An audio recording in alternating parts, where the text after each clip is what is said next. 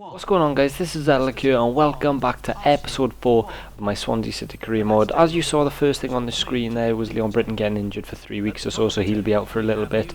What you can see on the screen right now, I'm just going to update you every so often about the player growth. As you can see, Regan Poole goes up one there, and Martin Odegaard is nearly going up. What you saw at the start there is just the transfers that have already happened. Lukaku to Everton, Lacazette to Manchester United. As you can see here, further on into the transfer window, Aubameyang goes to Liverpool, Thiago goes to Liverpool, and I think one more here is Hamzik to Manchester City. I'm sorry guys, when I was recording this a couple of days ago, I completely forgot to sort of keep you guys updated for the transfers for all of the teams. And I should really, throughout the transfer window, have been giving you guys update of who's gone where and whatnot, but that's a lesson learned for the next career mode or in January. As you can see here, we're just trying to sign up some youth players. The board wanted us to focus on the youth players, but here we go. Our first game of the episode, we've got Swansea City take on Chelsea at the Liberty Stadium. As you can see here, it gives as a preview of Fernando Llorente, the player to watch, 2 goals in the previous match. A lot of you guys have said in the comments below to start Borja Baston, and they definitely are my plans. As you can see that he's on the bench along with Depay, who again people have told me to start. I'm just going to try and ease them into the team. I know Llorente started at the same time as Baston, but I'm going to play Moreno and Llorente until I feel like it's justified to drop them. But as you can see here, the Chelsea team, so surprising. I mean, this is the most confident I'll ever be going into a game against Chelsea. The only real attacking players they've got are Diego Costa and Willian. Marcos Alonso is like a wing back. Matic, Mikel and Kante in the midfield. None of them are attacking creative players. No Oscar, no Fabregas.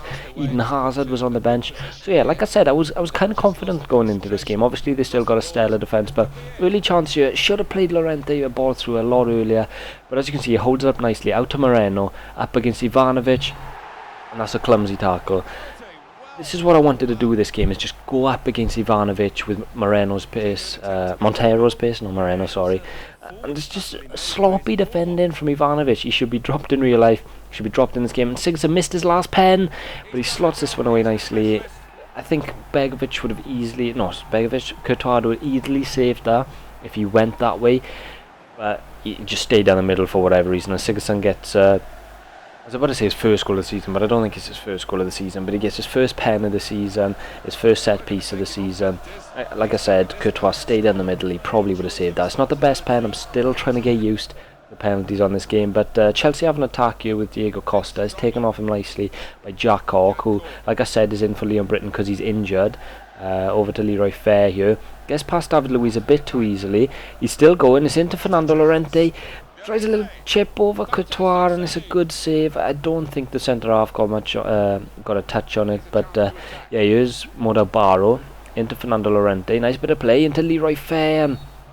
Didn't quite get that pass through. It's going to be pulled back though for a free kick, and now here's Gylfi Sigurdsson taking his first free kick of the season, and it goes in. Gylfi Sigurdsson, he's so good at free kicks in real life. I'm not going to lie to you guys, I didn't think that one should have gone in. You guys will see from the replay. Courtois really should have saved this. At least in my opinion he should have anyway. But regardless, there's 2 goals for Sigurdsson early on in this game. Like I said to you at the start, I was so confident going into this game. It's such a poor side put out by Chelsea. Like I said there, Courtois did get the tiniest of fingertips to it, but nothing really pushing it away from goal. And just before half time here, we were trying to conjure up attack, but nothing came of it. This game was literally just a tale of us attacking and Chelsea defending. Chelsea did no attacking. I showed you the highlights from the first half. We didn't have many because they were so defensive, and Chelsea didn't have any because they were so defensive. But we managed to get 2 goals, 2 set pieces. I'll take them however they come. But here's Kingsley down the left hand side. Puts a decent ball into the back post of Barrow. That one's never really troubling Courtois.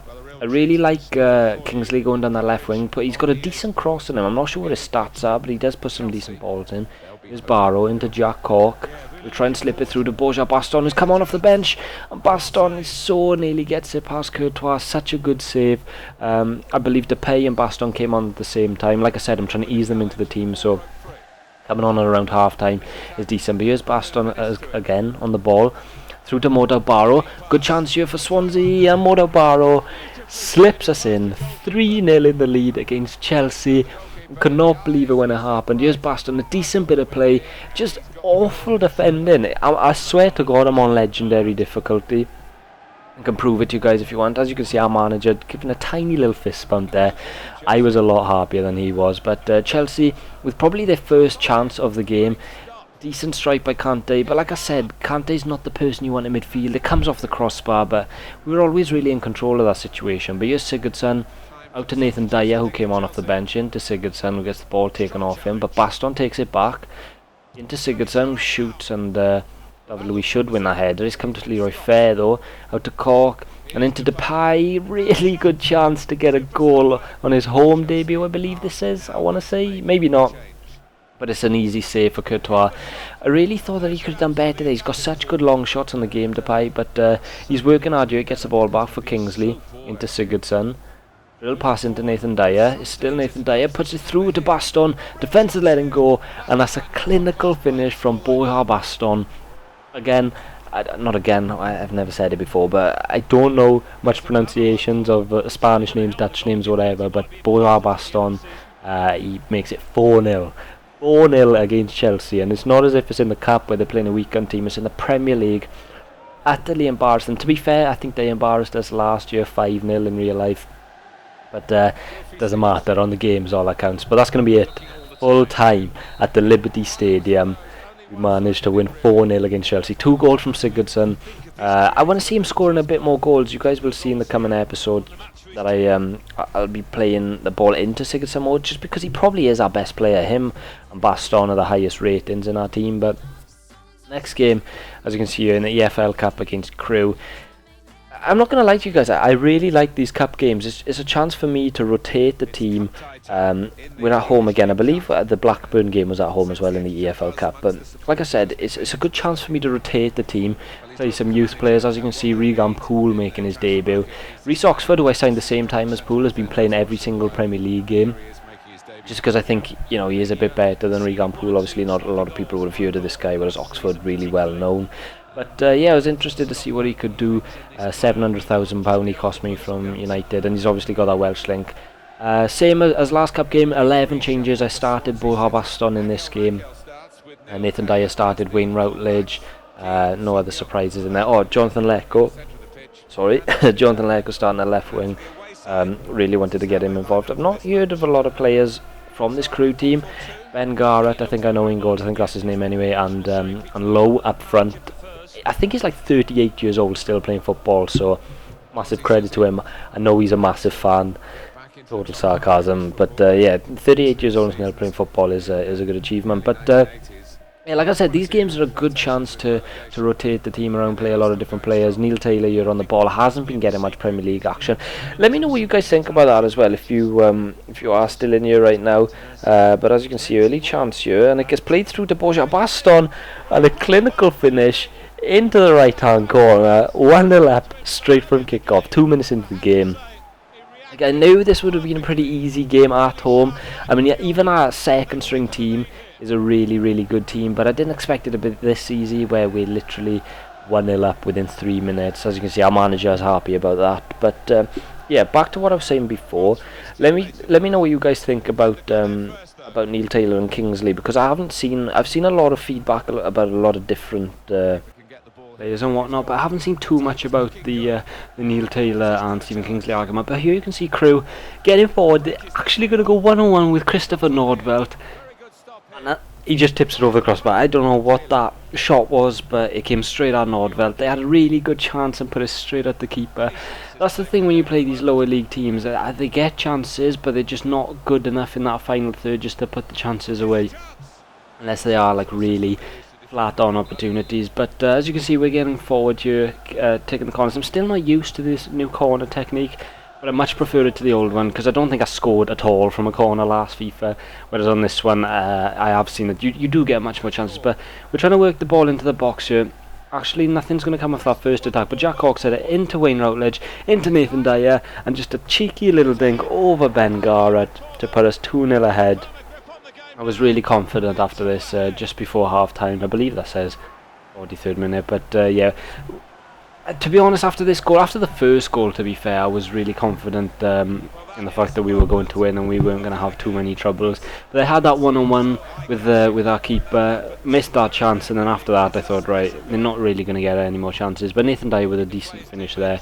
They did actually get a kind of opportunity here where this shot just goes wide. Like I said, they just don't have that little bit of quality in that in the final third of the pitch, and it really showed. But yeah, like I was saying, I'd enjoy these cups. I know a lot of people think they're just a pain, but I make 11 changes going into them. Obviously against the better teams, with no disrespect to Crew. I think everyone can agree that they're not the best team in the world, but against the better teams, obviously you need to put some of your starting players in there if you want to go far. But I just see it as a good opportunity to play 11 different players. But here's Leko coming down the left wing.